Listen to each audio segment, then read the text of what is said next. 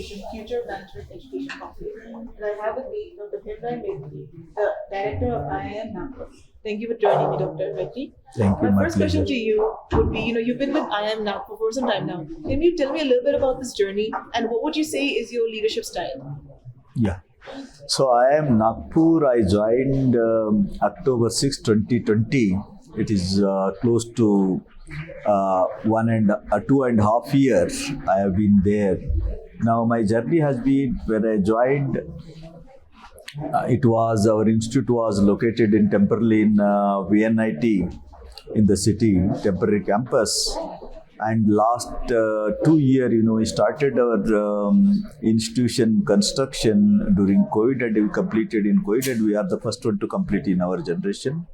So November 2021, we shifted to new campus, and not a single batch has been declared as a COVID batch. So at least 2 terms they spend on our campus before graduating. And we have equipped all the digital design and offering such a way that students enjoyed, even though it is online, which was mainline at that time. But we provided all the facilities so that they enjoyed as if it is like face-to-face. So that has been the journey as far as our during COVID time and construction. Second part, last 2 years, we have expanded horizontally as well as vertically. So our strength was 120. When I joined, we declared our strength to be 250. We have doubled for our main MBA program. We also set up our Pune campus. I am Nagpur Pune campus. Pune is strategically a manufacturing and IT hub of the nation, a country. So we set up our executive education program there.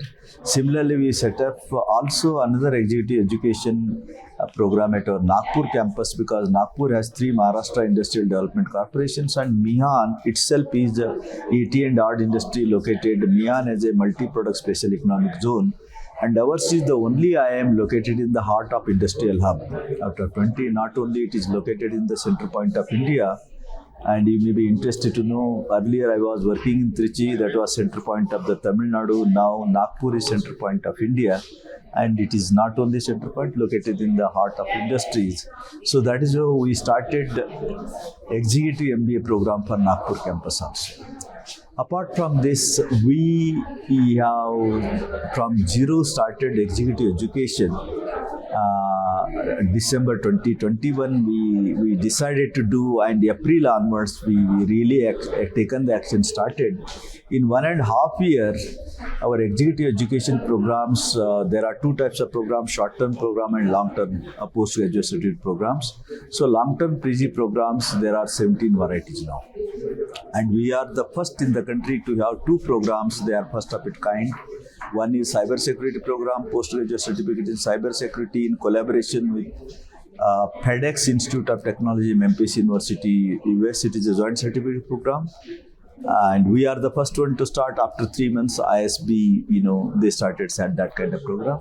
And very recently, last month, we started blockchain program in collaboration with one of the faculty who is heading the Center for Digitalization in Copenhagen Business School.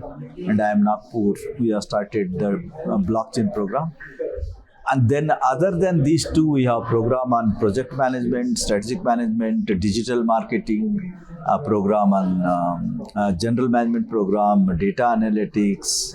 So, and a program on general management program, and also we have senior management program. Like that, we have total 17 program and current and fintech. And currently, some of the program running in 4, SMP 4, fintech 4, 1, 2, 3, 4. Like that, some programs are running 3 to 4. So total 25 such programs are currently running.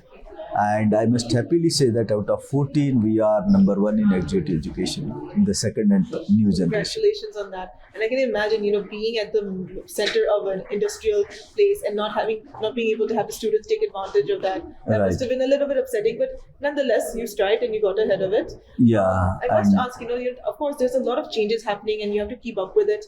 There's also a lot of transformation happening in the education sector, so many different agendas being presented, national, international. How are B schools and how is IIM Nagpur aligning themselves with some of these agendas? So first of all, with reference to National Education Policy 2020, I am also part of it for implementation at national level. So in IIM Nagpur, we revised the curriculum. Current first year batch is going through the new curriculum. So we introduce some of the unique courses which are not there in any business school in India as a part of NEP. First one is we introduced a new area called Humanities, Arts and Social Science as a part of NEP. And we introduced a course called Indian Ethos and Business Ethics. We also introduced a course called Corporate Governance, CSR, Sustainability. That course we introduced, which Amit was talking, which our Batra was talking about. And similarly, we introduced one more course called Life Management. Because students have to focus, they have to focus for their life, not only the materialistic goal. So that is the course we introduced, and we are going to start very soon a course called Science of Happiness. So these are the few courses we started as a part of new curriculum. We also introduced the new generation courses as a part of curriculum, digital leadership, execution strategy, because many times most of the policies planning are good, but when it comes to execution we fail and the result won't come. So that is where success comes from execution. That is why we introduced a special course called execution strategy. Similarly, we introduced one more new course that is called as a PMP, Professional Management Practice. So this is a unique kind of course. We are the first one to introduce and students are enjoying. That course includes, we identify what are the good traits of the managers, what qualities managers should have. So each student will come out with something, and then at the end we zero down based on the frequency analysis and practice. And then the professor who is teaching who was working in 20 years Siemens Germany and L&T and 12 years Tata Motors. So he is handling that course. So that course, then once we identify what are the 10-12 traits, then each student will identify where they have strength, where they have weaknesses, and where they are in between. And we are attached 50 mentors, GM and above, and e-mentoring will be done, and they will improvise the weak areas first term, second term weak plus medium areas, third term weak plus medium plus strong areas. In 1 year, they will equip with all those areas. For example, communication is one of such skills required. So then they will make a presentation in other courses, whatever the group presentation. They will read the English newspapers, and also they will also listen to the English news. So like that, they will make attempt to improvise those who are coming from rural background. Somebody may improve critical thinking, interpersonal relationship.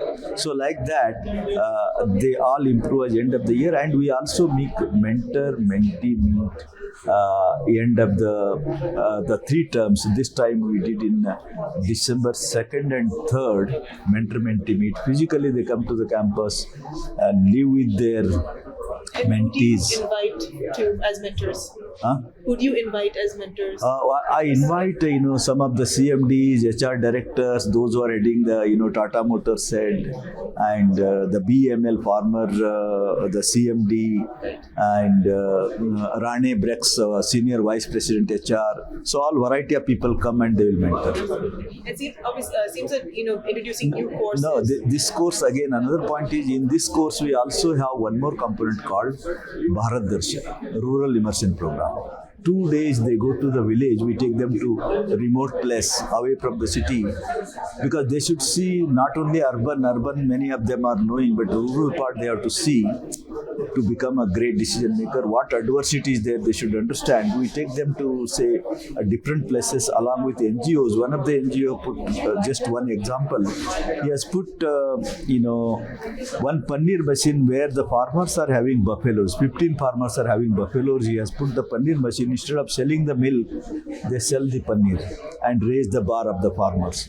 So we show them, the students, all such things, and then we tell that now you are the cream of the society, and you are from NIT, IIT, you have graduated, now you are doing your MBA from IIM Nagpur.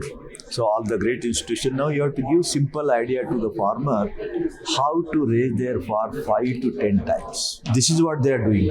So we take a report from them, And also 2 days they sit on the ground, eat there, they sleep on the ground. So we real, the Indian tradition, and they also watch how the farmer's son and daughter walk barefoot and what difficulty they face. So this is what we take them. That is another part of it as this particular PMP course. A lot of experiential learning. This is what, in national curriculum framework of NEP, there is a theory part, there is a skill, and there is experiential learning. So this is a real experiential learning, and they have to submit the report. Everything I've actually asked you, but I just have one more question. And as a part of this new curriculum, we also take the students to global immersion program. Two types. One is global immersion, means they will just go to Japan, Korea, and France, and they will treat those places where they visit as a classroom, and based on the observation, what are the lessons they have taken, and what they have learned. Basically, global exposure and cross-cultural understanding, they equip themselves going to such places. So this is a global immersion program. Another global immersion, that is a project-based global immersion program. Their students go to Singapore and Dubai. Before going to Singapore, Dubai, well in advance, the companies are communicated to them what kind of problems are there they will be having in hand at Nagpur. 2 weeks they work on that. 1 week they go to Singapore or Dubai, depending upon their interest, and they'll actually talk to the people, see the project, interact with them, and they come back again 2 weeks they work on that. So this is a project-based global immersion program. So these are the things in the first year students we have. So they're getting the local experience also, and they're getting the global also. And global experience also. Because they have to work in multinational companies, and now today it is a global village. So they should know local and they should know global. And as Prime Minister says, local, local, and global. Really, they want to become. They should see the both sides of the pie. One more thing I need to ask you, because you have been part of institutes that were just starting off. What is your advice to other people who are, directors who are, beginning with new institutes and trying to create credibility in the market? Okay, so if you ask me, Vasudha, I am part of the institution building. When I was in MDI, when I joined 3 programs, when I left, there were 9 programs. Every year, with the leadership of my guru, Professor Pritam Singh, one program, one building, one program. So you build 8-9 buildings and 8-9 programs. When I joined 3 programs, when I left 9 programs. So 6 buildings and 6 programs we did. And when I went to Trichy, before going to that, I was in Larsen and Toubro. I was heading the L&T Institute of Project Management, training the senior officials of L&T. So when I joined to Trichy, it was in NIT. I have built the new campus and moved and positioned well among in that generation. That was the first to academically operationalize from new campus. And that is how I came to Nagpur to do the similar kind of thing. So this is my second startup IIM as far as Nagpur is concerned. So my suggestion to the new institution builder is, they have to, before building the institutions, they have to read the national education policy well, because NEP says there are only 3 kinds of institutions are going to be there. The MERU, multidisciplinary education research, comprehensive teaching universities, normally all central and state universities. Third is a degree granting college, and minimum strength of degree granting college, it is the smallest one, it has to be 3,000. So to do that, how their layout has to be there. Currently, for example, I am Nagpur. We have strength of close to 600 plus. But if you want to be a part of NEP, and in coming 15 years to 13, then we have to have a school of economics, school of social science, a school of decision science, school of behavioral science and leadership. So every school should come 1 year degree program. That is how we can make 3,000 population kind of things. So that is why, keeping end in mind, keeping NEP in mind, they have to think how their infrastructure has to come. So each school should have their own identity. You cannot put each and everyone into the same classroom. That is one aspect.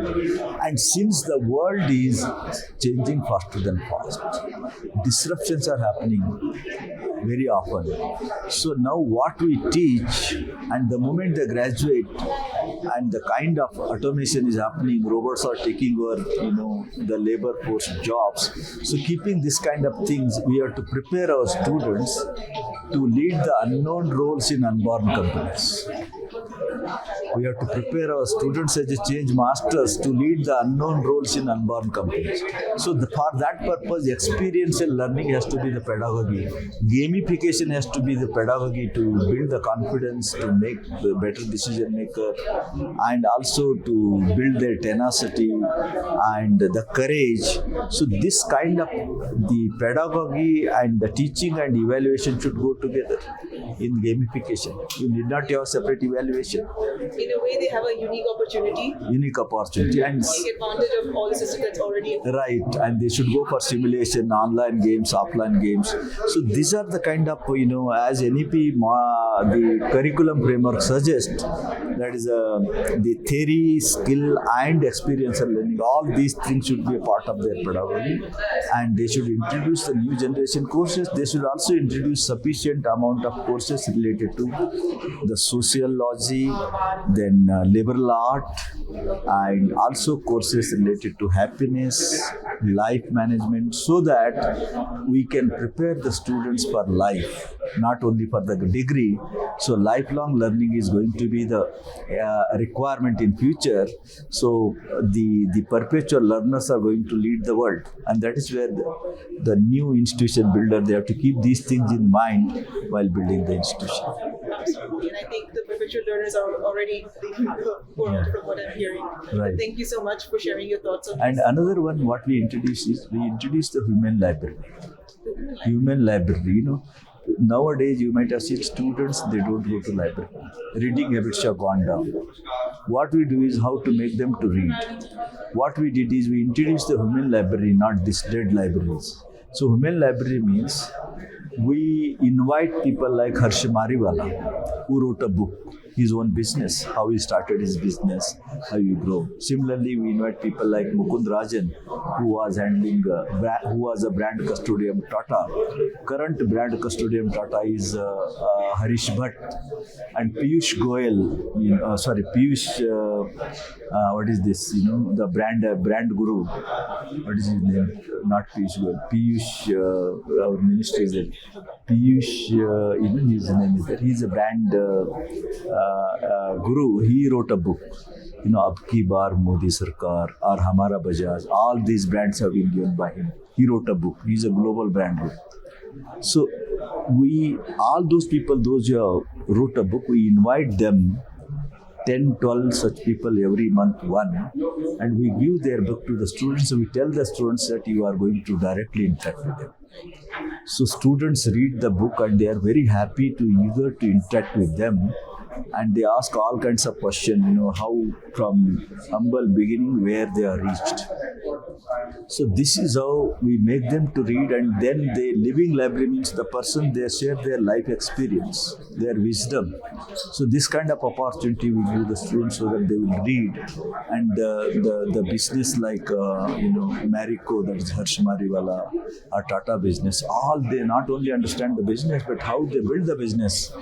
Entire story they understand and they learn. So this is what we introduce a living library, human library. Very interesting initiative, and it's nice that people can interact with these people on different Right. and setups and speak about different things. And because in 90 minutes, only 5-10 minutes they speak, and students ask the question, they respond to the speakers. It's really interesting. Very interactive. We introduced. Thank you so much again for sharing all of that. It sounds like Nagpur has a lot of interesting programs and courses and new ways of running these programs Right. that are more new age, more forward and ensuring that we have positive learning outcomes and long-term learning outcomes. Correct. And thank you for joining us today at the Future Management Conclave. And we really look forward to hearing more from you and more from IIM Nagpur or any other institute you might try to grow again. Thank you very much. Thank you. It is my pleasure.